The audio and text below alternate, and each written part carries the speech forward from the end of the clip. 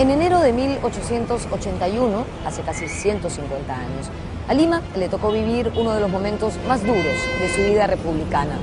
En el contexto de la guerra con Chile, los chilenos invadieron y tomaron nuestra capital y se quedaron en ella hasta octubre de 1883. La valiente defensa de Lima costó 17.000 vidas entre soldados chilenos y peruanos que quedaron tendidos en los campos de batalla de San Juan, Chorrillos y Miraflores. Hoy les contaremos los entretelones de esta historia, desde el desempeño controvertido del presidente Nicolás de Piérola hasta la valerosa participación de civiles, no solo limeños, sino de todas partes del país que llegaron hasta aquí para defender la capital de la República. Esta defensa se realizó con un ejército improvisado, ya que el ejército profesional había quedado deshecho en las campañas del sur.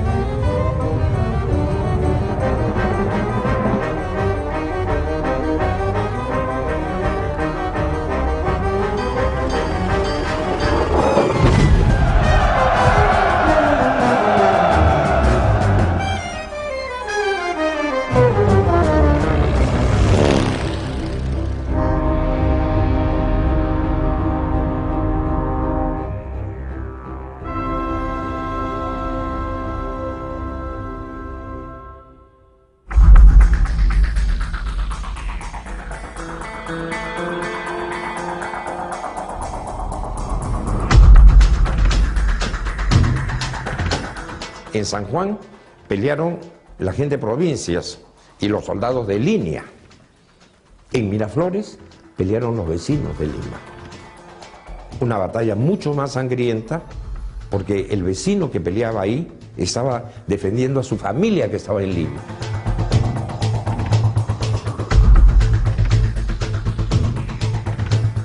La guerra con Chile fue declarada el 5 de abril de 1879. Se inició con la campaña naval, que duró hasta octubre de ese año y terminó con la derrota del Huáscar y la muerte de Grau. A partir de ahí, comenzaría un largo y duro camino. Y pensar que cuando el conflicto comenzó, se vivió un excesivo entusiasmo en nuestro país, sobre todo en la capital.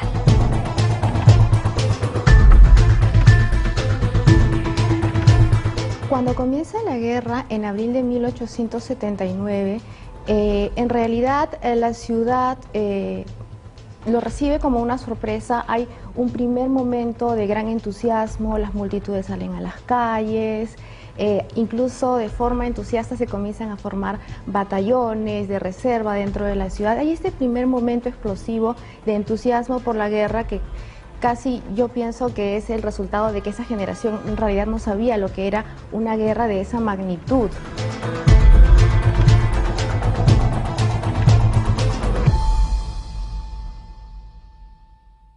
A fines de 1880, la guerra presentaba un panorama claramente desfavorable para el Perú. El departamento de Tarapacá, rico en salitre, estaba en poder del enemigo. Lo mismo sucedía con las provincias de Tacna y Arica.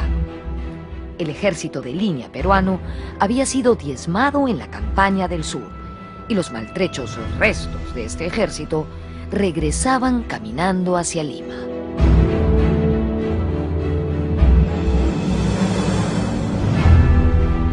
Finalizada la campaña del sur y ante el fracaso de las batallas de Tacna y Arica, lo que buscaba Chile era principalmente la rendición del Perú. Para ello tiene dos técnicas.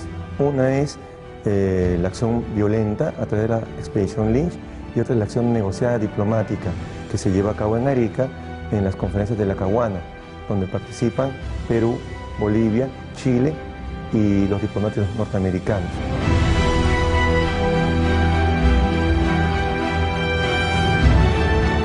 En octubre de 1880, las negociaciones realizadas en el buque norteamericano La Caguana fracasaron. Se reanudaron las hostilidades. El siguiente objetivo del ejército chileno era Lima.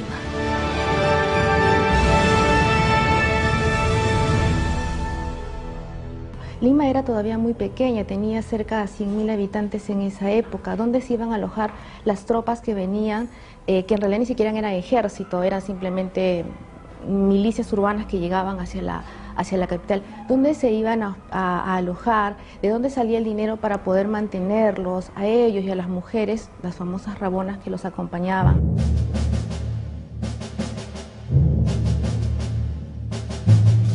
La armada enemiga tenía bloqueada la costa. El Perú y su capital sufrían la escasez de productos de todo tipo. El costo de vida aumentaba día a día.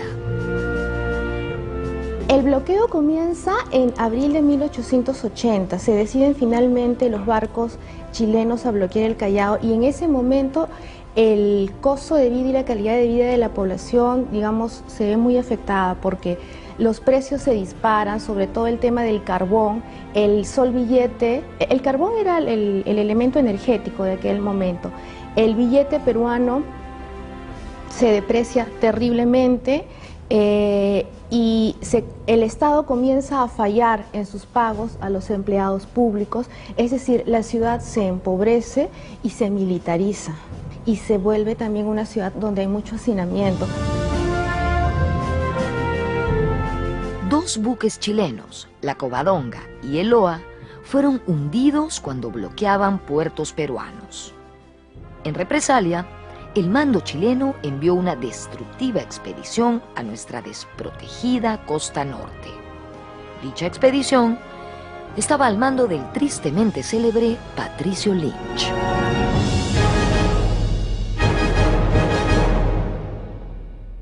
Ese bloqueo de la costa es como preparatorio de la campaña que vendrá sobre Lima. Incluye la expedición Lynch al norte del país. Entonces es saqueo, destrucción, cupos, quebrar la voluntad del Perú de seguir en guerra.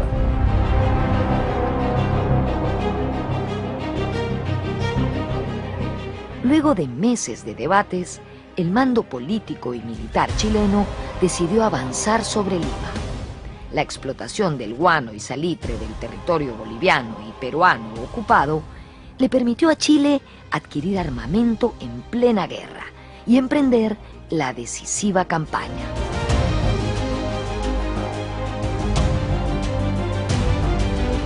El sentido para Chile de capturar Lima es terminar la guerra, conquistar la capital, poner su pendón en él y obligar a los peruanos a firmar una paz concesión territorial. Bueno, las circunstancias eran bastante malas en el sentido que el ejército de línea prácticamente había desaparecido en Tacna y Arica.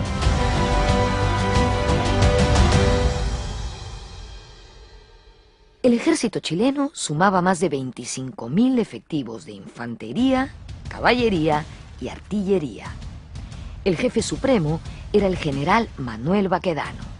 Sus fuerzas se agruparon en 3 divisiones. Contaban con 77 piezas de artillería, que en su mayoría eran los poderosos cañones Krupp. Se trataba de una fuerza veterana y engreída por las victorias conseguidas. La guerra entonces había llegado a Lima.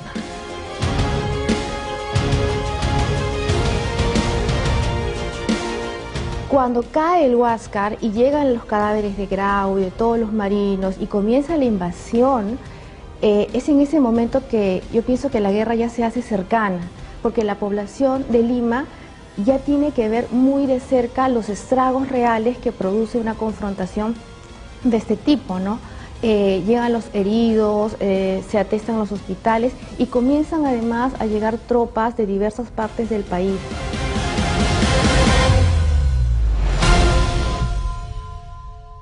La primera división chilena, comandada por José Villagrán, desembarcó en Pisco en noviembre de 1880. Por divergencias con Baquedano, Villagrán fue separado de su comando y reemplazado por Patricio Lynch, quien avanzó con una brigada de Pisco a Lurín. Las defensas peruanas estaban dirigidas por el dictador Nicolás de Piérola. Se formaron dos líneas de defensa, una en San Juan y otra en Miraflores. Participaron los restos del Ejército del Sur, reservistas limeños y miles de hombres llegados de diversos lugares del interior del país. Nicolás de Piérola convocó a sus amigos terratenientes de provincias para reconstruir el ejército peruano que defendería a la ciudad.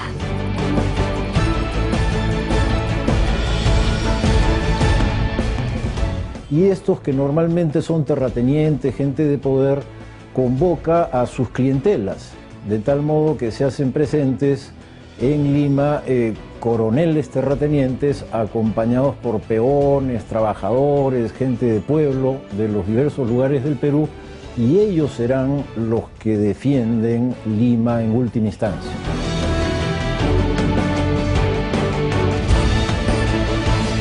En la primera línea, en la línea de San Juan, vienen de provincias. Por ejemplo, usted tiene todos los batallones con el nombre de sus provincias. Tienen el Canta, tienen Libertad, tienen de todas zonas. ¿Y por qué estaban juntos? Simple y llanamente porque se conocían los soldados.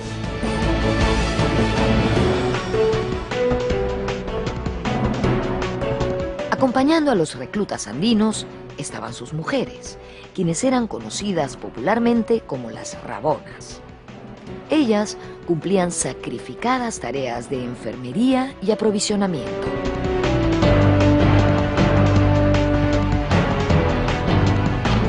Las rabonas venían como parte del ejército mejor dicho, de las tropas que se formaban en diversas partes del país, básicamente de la zona andina. En cada ciudad se formaban, al igual que en Lima, Lima es el ejemplo grande, y en cada ciudad del Perú se formaban también estas tropas que venían y los acompañaban muchas veces sus mujeres, sus esposas y sus hijos.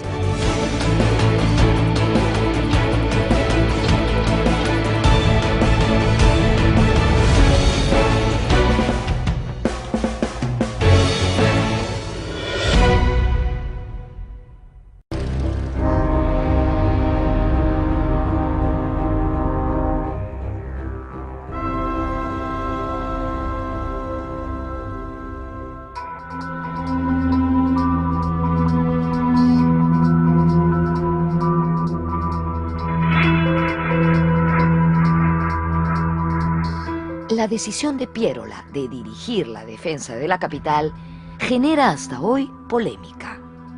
Con esta determinación se desplazó a militares con experiencia y liderazgo como el coronel Andrés Avelino Cáceres.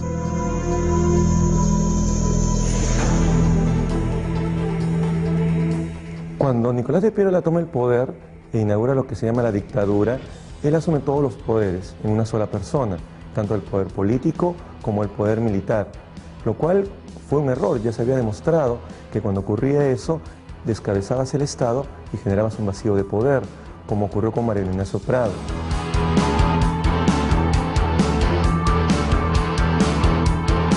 La importancia de Piérola en la defensa de Lima reside ahí, en que no habría habido defensa, no habría habido guerra, no nos habríamos podido enfrentar a los chilenos si no fuera porque el Piérola convoca a un nuevo ejército, llama a sus relacionados, a sus partidarios en las provincias del Perú.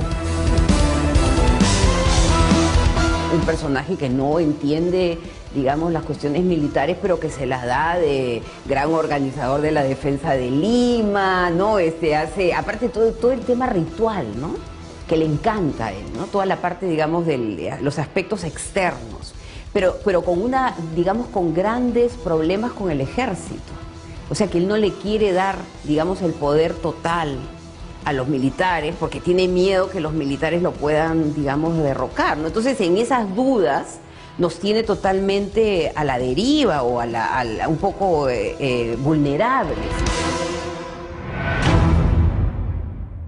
Desde que asumió el poder, Pierola realizó cambios estructurales en el gobierno, incluyendo al ejército. Dichas medidas no parecían las más apropiadas ante la grave situación de guerra que vivía nuestro país.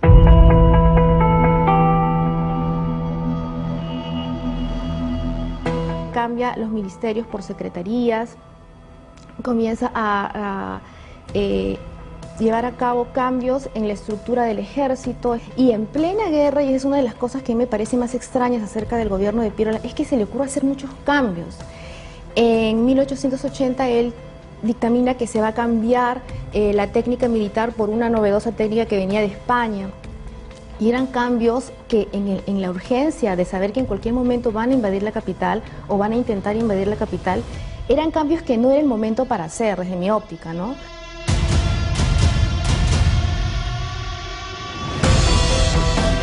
En relación al armamento, la ventaja chilena era más que contundente. En el ejército peruano primaban rifles y cañones anticuados, de corto alcance y de múltiples modelos.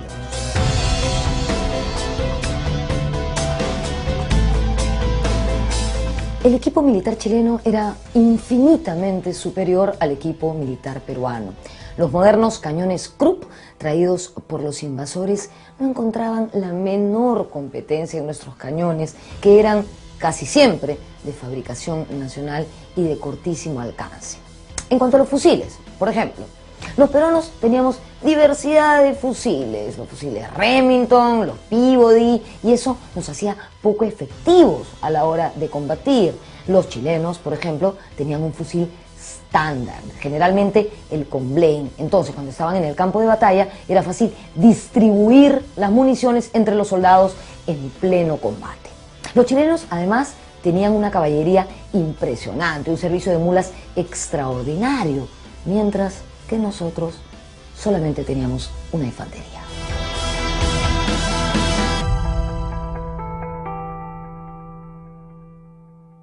Un detalle más para darnos cuenta de las abismales diferencias. Los cañones Krupp que traían los chilenos habían sido recién adquiridos en Alemania. Como nos cuenta Óscar Ferreira, estos cañones desembarcaron en las playas peruanas junto a personal técnico que venía para adiestrar a los artilleros chilenos.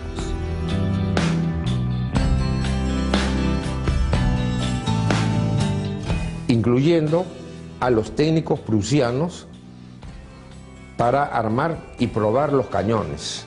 Se los bajan, los arman, los prueban y se preparan para la batalla de Lima.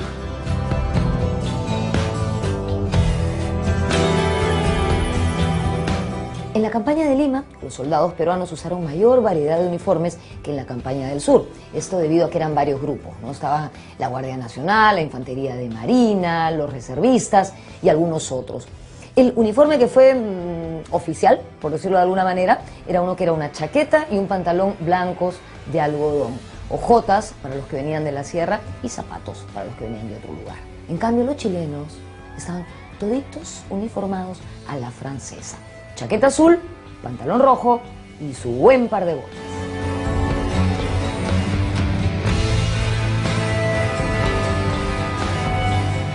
Las improvisadas tropas que defendían Lima carecían de la adecuada preparación para afrontar la invasión. Las reservas tuvieron que recibir una instrucción militar apresurada. Se hizo un llamado en la ciudad a todos aquellos hombres en condiciones de combatir.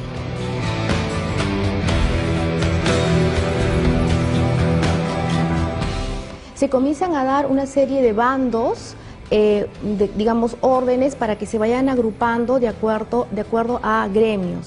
Y es así como tenemos a los jueces en un sitio, a los profesores en otro sitio. Y de esta forma, hay todo un despliegue militar dentro de la ciudad. Digamos que en ese momento la ciudad está militarizada, ¿no? Cada grupo, cada batallón hace ejercicios porque ellos tienen que aprender a ser soldados en ese momento. No basta con la buena voluntad. Las investigaciones recientes están dando cuenta de que muchas de esas personas estaban siendo adiestradas por soldados, entre comillas, que también estaban aprendiendo.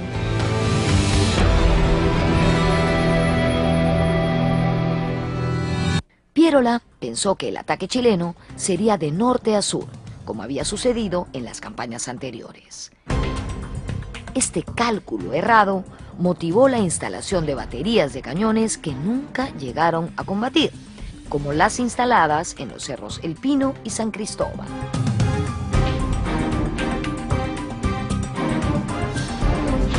Esto hizo que Pierola complementariamente crease pues zonas de defensa ficticias que no tenían mayor utilidad, como la famosa Ciudadela Pierola, ¿no?, que la hizo justo levantar en las alturas del Cerro San Cristóbal.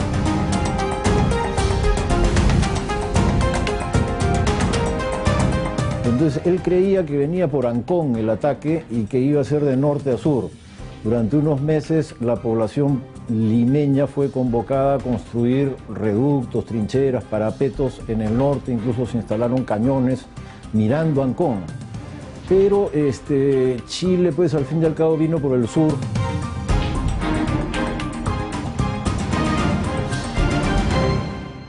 En Cañete, el ejército chileno recibió el apoyo de numerosos peones chinos que trabajaban en las haciendas de la zona. Este hecho puede explicarse por los abusos a los que eran sometidos los inmigrantes asiáticos a manos de sus patrones peruanos. En diciembre de 1880, las tropas chilenas avanzaron por las playas de Chilca y Curayacu, actualmente San Bartolo, ocupando luego Lurín y Pachacámac.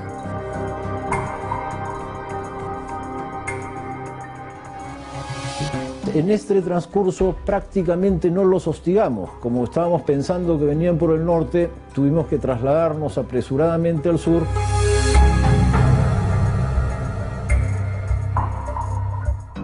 El 9 de enero de 1881 ocurrió una escaramuza en La Rinconada, al este de Lima, actual distrito de La Molina. Una división chilena de reconocimiento se enfrentó a un contingente peruano de cerca de 300 efectivos, al mando del coronel Mariano Vargas.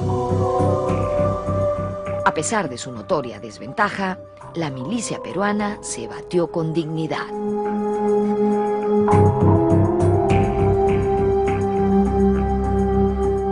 Los fusiles que le dieron eran los fusiles del sistema Mini.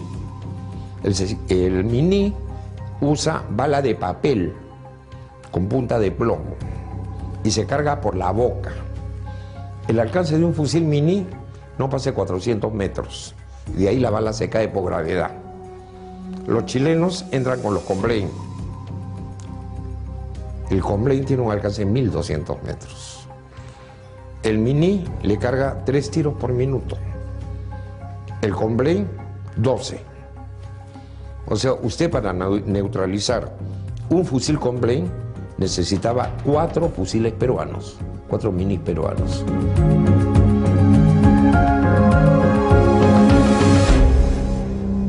La ventaja de armamento a favor de los chilenos se evidenciaba también al ver las armas usadas por los oficiales de ambos ejércitos.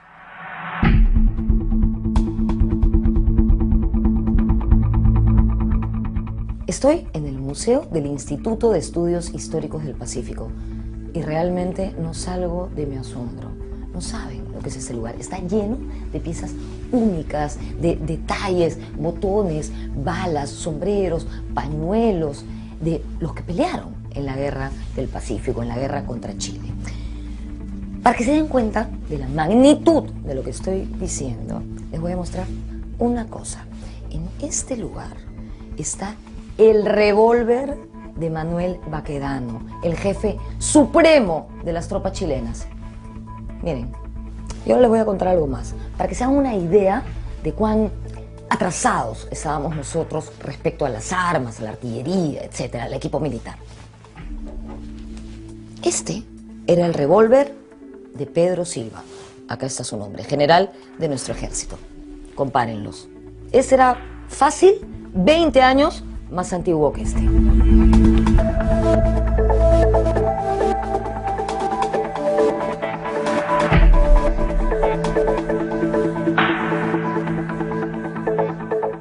La primera línea defensiva peruana de San Juan se aprestaba a recibir el ataque invasor. Esta línea se encontraba entre el cerro Marcavilca en Chorrillos y Monterrico. Los principales jefes peruanos eran Miguel Iglesias, Andrés Avelino Cáceres, Justo Pastor Dávila y Belisario Suárez. La segunda línea era la de Miraflores. Se ubicaba entre la Quebrada de Armendáriz y la Hacienda Vázquez. En esta línea se encontraba la Reserva Peruana.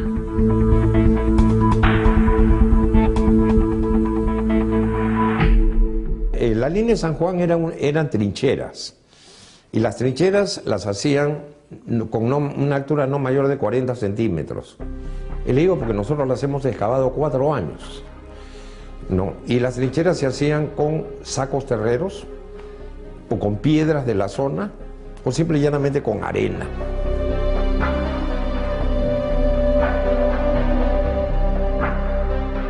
Las avanzadas chilenas marcharon sin ser descubiertas y se colocaron frente a la línea de San Juan.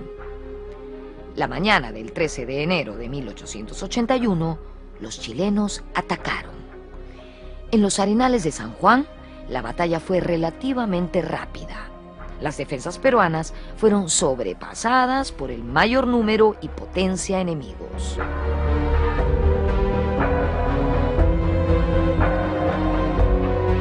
En realidad la línea de San Juan se quebró muy rápidamente, era una línea muy mal planeada por Pierola, era una línea sumamente extensa y muy poco profunda. Se dice que había un peruano al lado del otro, cada uno ocupaba 1 metro, pero que no había profundidad alguna. Entonces el esquema de Chile fue muy simple, se pusieron en línea de 50 y atacaban sobre uno.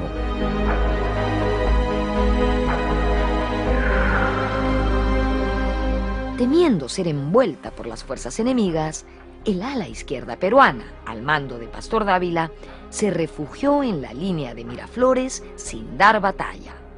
Por su parte, Miguel Iglesias retrocedió hasta el Morro Solar en Chorrillos.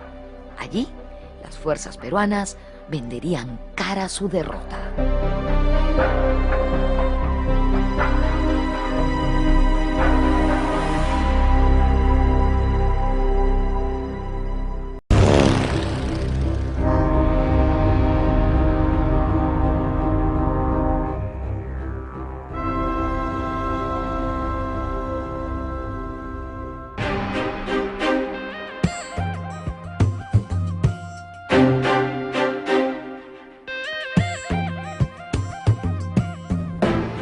Luego de los enfrentamientos en San Juan, el coronel Miguel Iglesias se instaló en el Morro Solar. Las tropas chilenas, al mando de Patricio Lynch, decidieron tomar esta ubicación peruana. Después de una encarnizada lucha en la que el ejército peruano sufrió muchísimas bajas, finalmente los chilenos lograron tomar el Morro. A las 2 de la tarde fue capturado Miguel Iglesias y la mayoría de sus oficiales. De los 4.500 soldados que pelearon aquí, 280 solamente fueron hechos prisioneros, la mayoría murió, entre ellos Alejandro Iglesias, hijo de Miguel Iglesias.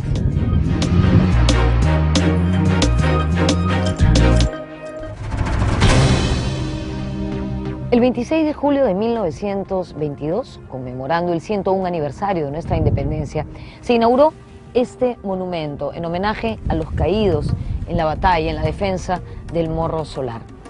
Inicialmente se llamó Monumento al Soldado Heroico de la Guerra del Pacífico, pero todo el mundo lo conoce como el Monumento al Soldado Desconocido. Está ubicado en la parte más alta del Morro Solar y recuerda a cada soldado que entregó su vida por la patria.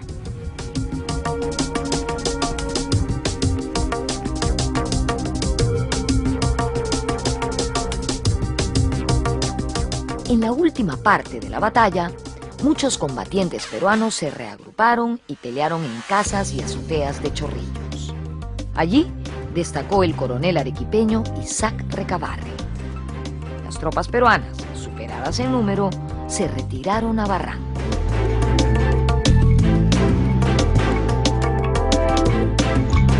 La batalla fuerte también fue en las calles. Entran algunos batallones al mando de Recabarren. Recabarren había sido el héroe de Pisagua y era un bravo, y él defiende Chorrillos con gente de Ancash. y me parece también Ancash y el Mantaro. Son los dos regimientos que acompañan a Recabarren a defender Chorrillos.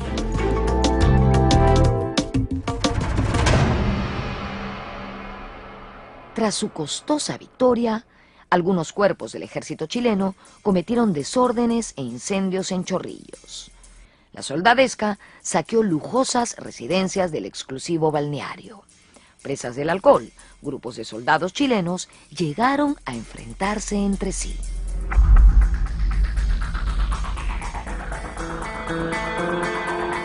Cuerpos que han participado en una batalla muy encarnizada y que han obtenido la victoria, finalmente se desbandan sobre la población civil.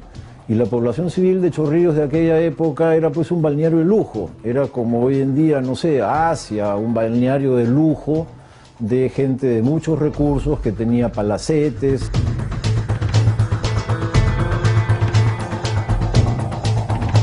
Se pudo aprovechar esta circunstancia para efectuar un contraataque desde la línea de Miraflores y así derrotar al ejército chileno.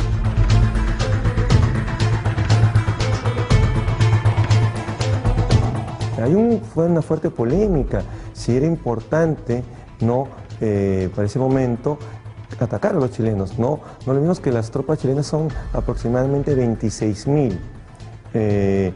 Sobre eso se calcula que los que estaban en desbande, en borrachera, eran cerca de 2.000.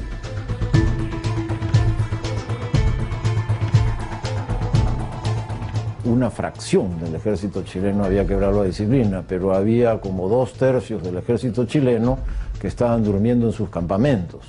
Y por otro lado, atacar en la noche con un ejército que ya no existe. El ejército ha peleado en San Juan, en Miraflores quedan los civiles. Atacar con los civiles en la noche a 1/3 del ejército chileno y que se te caen los 2/3 encima, no era muy sensato tampoco.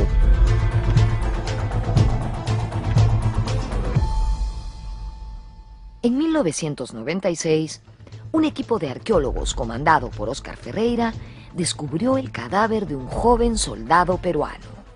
Este combatiente de la batalla de San Juan fue encontrado en su pequeña trinchera en el Cerro Gramadal, ubicado entre los actuales distritos de Chorrillos y San Juan de Miraflores.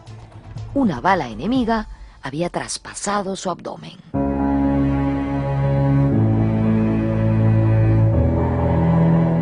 Para nosotros fue impresionante porque hemos encontrado restos de soldados definitivamente, pero no completos como el del soldado peruano. Le entró una bala por el estómago, le rompió las costillas y le salió por la espalda. Se desangró el soldado, tal es así que cuando nosotros lo encontramos, el kepis lo tenía agarrado en la herida, con sus manos defendiéndose la herida. Los chilenos llegaron a la trinchera, lo bolsiquearon, se le dieron vuelta a los bolsillos para robarlos y lo mataron a culatazos, lo remataron a culatazos a este hombre.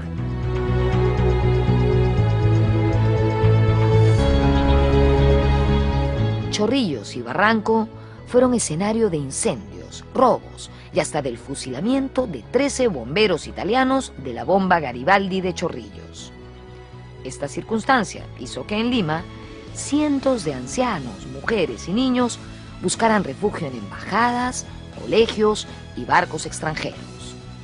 Las playas de Ancón se convirtieron en un enorme campo de refugiados.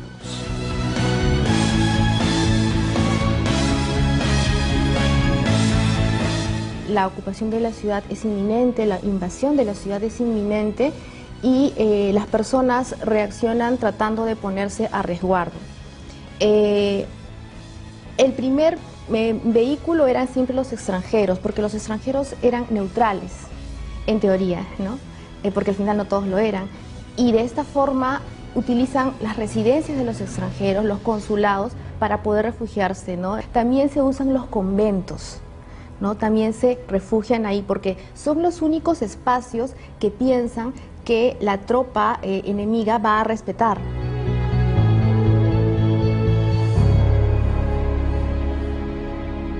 La segunda línea de defensa de Miraflores sería el escenario de la siguiente batalla.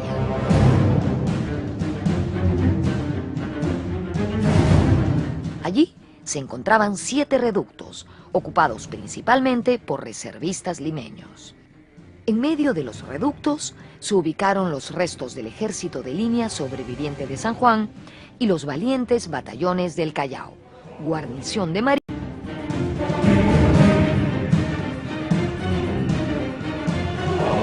A la hora de la verdad, en Miraflores, por ejemplo, estará la infantería de marina o la marina de guerra transformada ya en infantería, que va a combatir precisamente en Miraflores.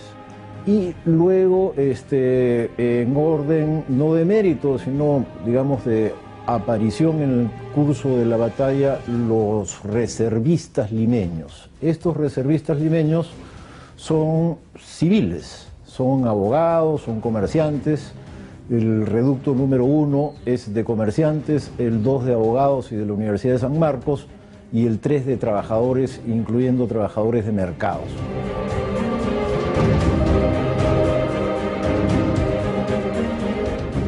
En la mañana del 14 de enero se iniciaron negociaciones para un armisticio. En la reunión participaron también los almirantes Stirling y Abel Bergas du Petit-Thouars, jefes respectivamente de las flotas de Inglaterra y Francia en el Pacífico Sur. Finalmente se acordó un armisticio verbal.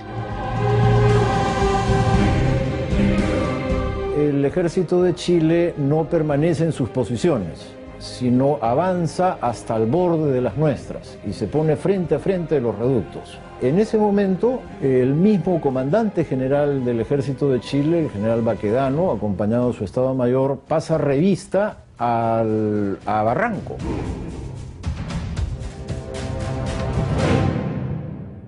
La presencia de Baquedano y sus oficiales en la línea de batalla provocó la reacción de los soldados peruanos del reducto número 1, los cuales dispararon sus rifles. Así fue como se inició la batalla de Miraflores. Era el 15 de enero de 1881, minutos después de las 2 de la tarde. En ese momento, el presidente Nicolás de Piérola se encontraba reunido con los representantes diplomáticos y almirantes de Francia e Inglaterra. Sorprendido, Piérola montó su caballo y partió a la batalla. Se generaliza la batalla en un momento en el cual no estaba prevista. Se generaliza la batalla cuando, por ejemplo, Piérola estaba almorzando con los delegados extranjeros. Es una batalla por sorpresa y realmente combaten una parte del ejército peruano y una parte del ejército chileno, por esto que estoy mencionando. Va a combatir la derecha del ejército del Perú, que son 3 reductos, y Cáceres al mando con la infantería de marina y los chalacos. La lucha se concentró en los reductos 1, 2 y 3, es decir, en el lado derecho peruano, donde el jefe era el coronel Andrés Avelino Cáceres.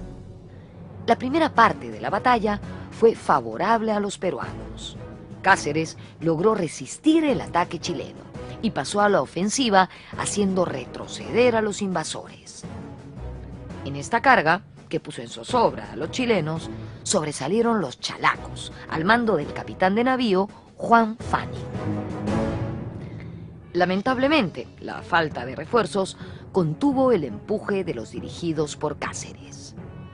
Además, el lado izquierdo peruano se mantuvo inactivo, permitiendo la reacción chilena. Desde el mar, los buques de guerra chilenos no dejaron de bombardear los reductos peruanos y la población de Miraflores.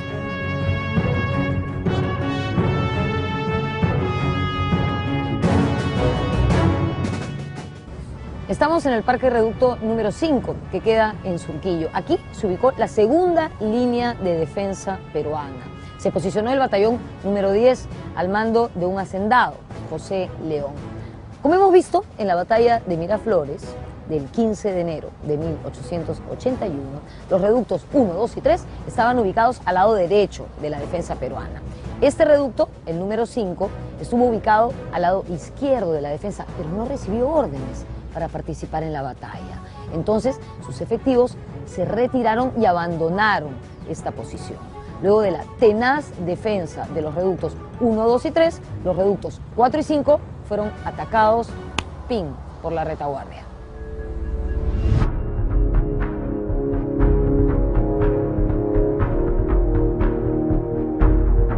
El reducto 5 prácticamente no participa en la batalla.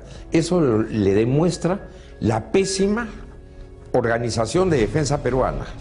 Si usted tiene dos líneas, en teoría, bueno, yo puedo ser general ahora, no estaba en la batalla, ¿no? Pero la primera línea enfrenta al enemigo y teóricamente la segunda debería haber estado tan cerca de la primera que si es rebasada la primera línea, la segunda lo enfrenta inmediatamente.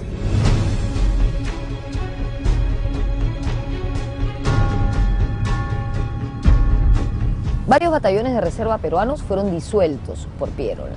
El jefe de Estado en realidad no supo dirigir con efectividad la defensa. Es cierto que fue valiente y estuvo en primera línea de batalla arriesgando su vida, pero él no era un militar y por eso le fue muy complicado enfrentarse a un ejército numeroso, disciplinado y muy bien equipado como el chileno.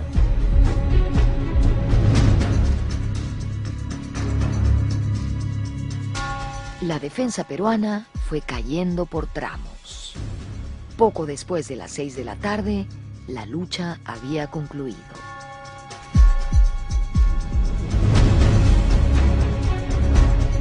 La batalla es totalmente desordenada. El ala del centro y de la izquierda del Perú no interviene, se queda paralizada.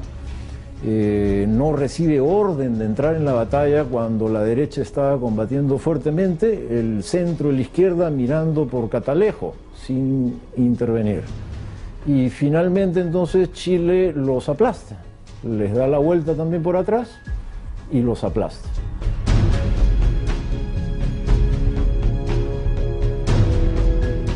Esta batalla fue una de las más encarnizadas de toda la guerra. Miraflores también sufrió los atropellos que pasaron antes Chorrillos y Barranco.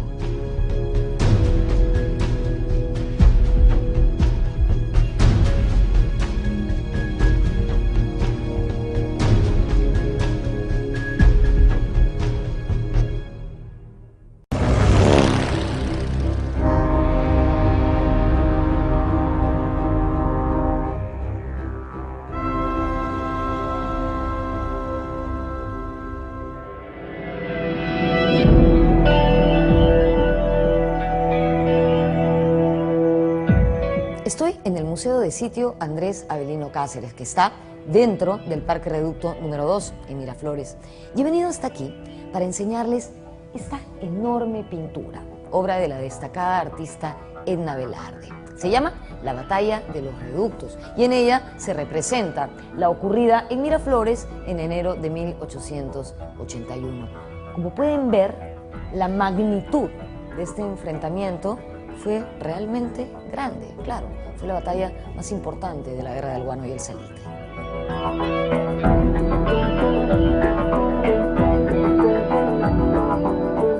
Las obras de Edna Velarde, así como las de Juan Lepiani, son clásicas dentro de la iconografía de la guerra con Chile.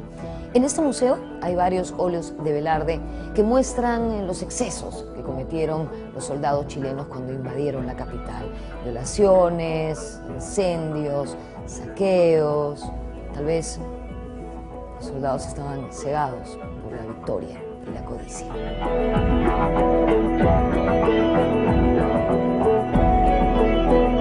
A pesar de las grandes desventajas, Lima fue defendida con coraje por hijos de todo el Perú. Cayeron muertos o heridos miles de defensores, soldados, oficiales, generales, civiles, gente de toda condición social y económica. Los batallones chalacos pelearon hasta su exterminio y la muerte de su jefe, el bravo Juan Fanning. El coronel Andrés Avelino Cáceres fue herido pero consiguió escapar de los chilenos. En la defensa de Lima, combatieron valientemente y entregaron su vida jóvenes como Enrique y Augusto Bolognesi, hijos del héroe de Arica, niños como Alejandro Tirado y Grimaldo Amezaga, y alumnos de la Escuela de Clases y del Colegio Nuestra Señora de Guadalupe.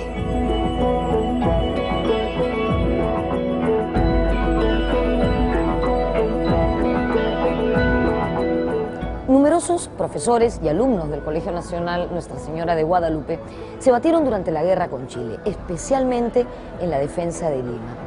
En ese colegio estudiaban jóvenes y chicos procedentes de prácticamente todo el país, en una especie de síntesis del Perú.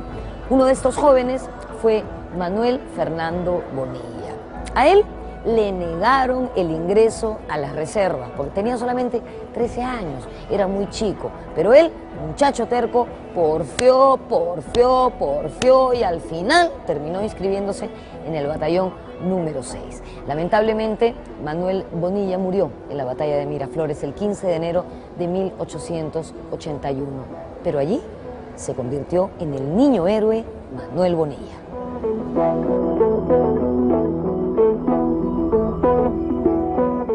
En este momento estoy faltando a una norma casi sagrada del Colegio Guadalupe. Está prohibido estar en este patio, incluso atravesarlo. ¿Por qué? Porque durante la guerra con Chile, justamente en esa aula que ahora es el 1D, funcionaba una enfermería que atendía a los heridos guadalupanos en combate. Allí se les operaba y muchas veces se amputaban sus extremidades cuando no podían salvarse. Estas eran enterradas aquí. Por eso está prohibido cruzar el patio, por una señal de respeto. En este patio está también este monumento que recuerda a los guadalupanos caídos en batalla.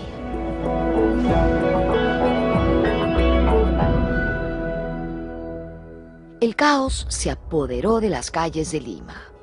Violentas turbas empezaron a saquear e incendiar tiendas y negocios, sobre todo los pertenecientes a chinos. Para recuperar el orden, se tuvo que formar una guardia urbana, integrada por miembros de las colonias extranjeras. De otro lado, el 16 de enero, los buques y lanchas peruanas fueron incendiados y hundidos para evitar que cayeran en poder de los chilenos. La tragedia se instalaba en la capital de la República.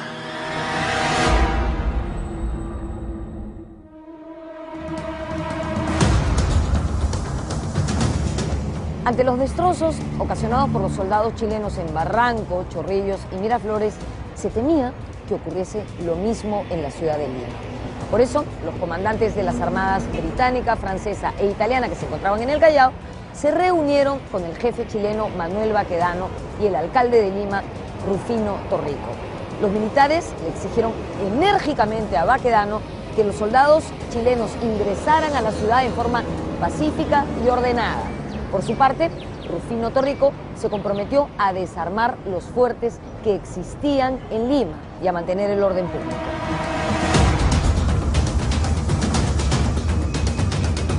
Situarse el almirante inglés, en realidad eran tres, el almirante italiano también estaba presente, Comodoro italiano, están los tres negociando hasta que logran un acuerdo sobre cómo deberían ingresar.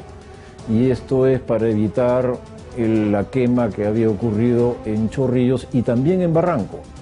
Entonces, para evitar destrucción, se llega a un acuerdo y ese acuerdo, bueno, tiene por el lado peruano al alcalde de Lima.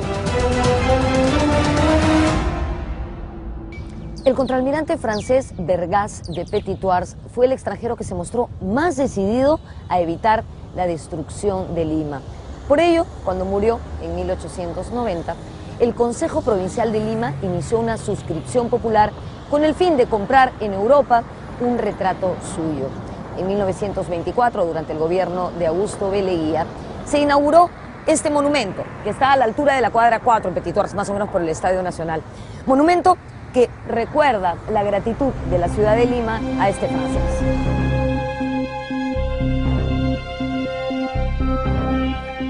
el día que media entre la derrota en Miraflores y el ingreso de los chilenos fue un día de saqueos en Lima, de asalto al barrio chino, de matanza de muchos chinos, de mucho robo, de mucho desorden, y había urgencia de parte de los extranjeros, de los dueños de negocios y comerciantes, de imponer el orden, ¿no?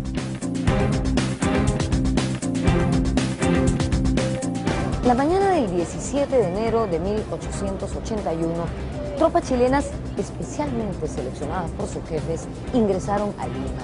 Este ingreso se dio por el Jirón de la Unión, con dirección a Palacio de Gobierno.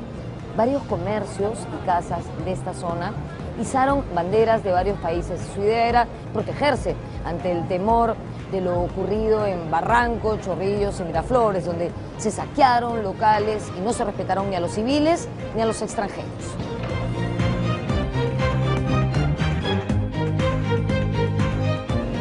Como se había estipulado previamente, las tropas chilenas marcharon con disciplina y sin lanzar arengas.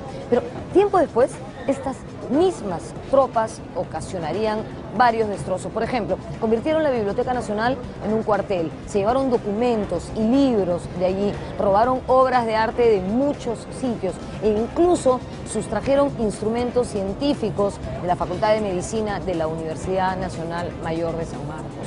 La ocupación chilena de nuestra capital duraría casi 3 años.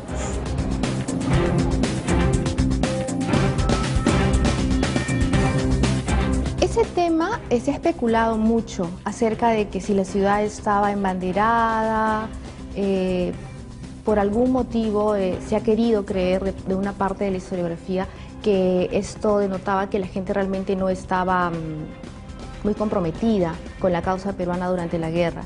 Lo que queda evidente en las fuentes es que la gente estaba muy atemorizada, estaba psicológicamente muy mal, había muchísimos muertos, gente que no había regresado del campo de batalla, y se encierran en sus casas, ¿no? La ciudad queda como un cementerio. Cuando ellos entran, en realidad, todas las puertas están cerradas. En ese momento hay que ponerse en los zapatos de las personas. Lo que tenían principalmente, además del dolor, la demoralización, es la incertidumbre. No se sabe lo que va a ocurrir. No se sabe ni siquiera dónde está el presidente Pierola. El dictador Nicolás de Pierola partió a la sierra. En su apresurada marcha, no tuvo el cuidado ni la precaución de llevarse o destruir documentos oficiales que se encontraban en Palacio de Gobierno. Estos papeles fueron capturados por los chilenos, que no demoraron en utilizarlos a su favor para pedir cupos y cobrar impuestos a los ciudadanos limeños.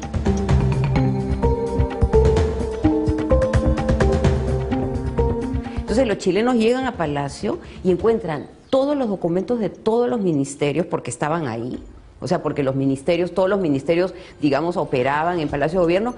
No se llevó nada, no fue capaz de tener la precaución de decir, vamos a esconderlo en una casa, como hicieron muchos. Cuando llegan los chilenos, y esto yo lo he visto en fuentes chilenas, se quedan impresionados, porque está todos los planes de batalla, todos los padrones de contribuyentes. Entonces ellos toman esos padrones de contribuyentes y comienzan a cobrar impuestos, los cupos.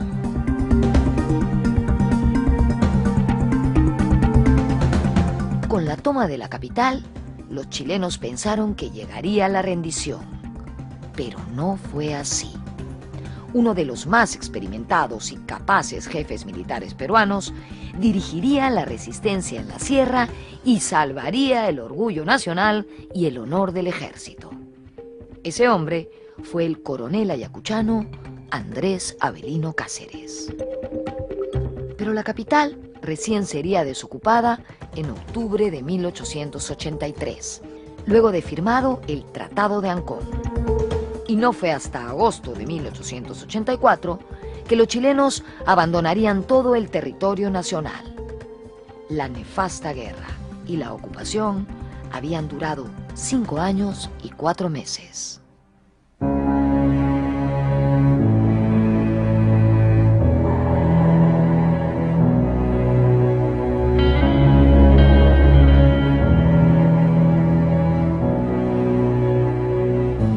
Difíciles momentos los que le tocaron vivir a nuestro país y en especial a nuestra ciudad, invadida durante tanto tiempo por un enemigo extranjero. Ojalá este programa sirva para recordar la valentía de miles de civiles, limeños, chalacos, provincianos, que pelearon para defender a la capital y que sin contar con los medios materiales necesarios ni con la preparación adecuada, no dudaron en entregar su vida por la defensa de Lima. Nos vemos en la próxima.